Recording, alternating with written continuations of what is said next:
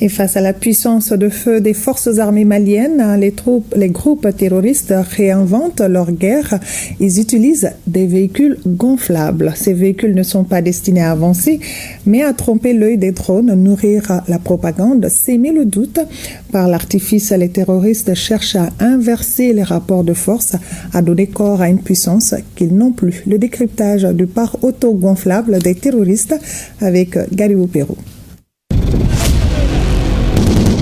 Il fut un temps, pas si longtemps, où les groupes terroristes tentaient d'imposer leur règne par la brutalité.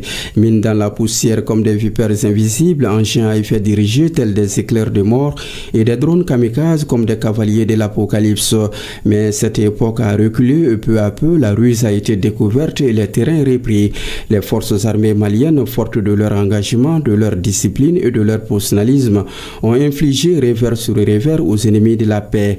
Sous la pression constante, les groupes terroristes ont dû se réinventer. À défaut de régir, les véhicules ennemis se contentent désormais de gonfler. Faits de plastique légers comme mensonges, ces véhicules sont parqués tels des fantômes. Ni vivants ni morts, ils ne sont que les pétards d'une guerre qui cherche à survivre par le mirage.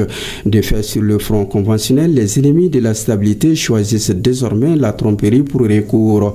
Le champ de bataille des bâches gonflables imitant des véhicules pour tromper l'œil mécanique des drones, d'attirer vers le néant les missiles de haute précision et de vider les arsenaux les plus coûteux sur des cibles imaginaires.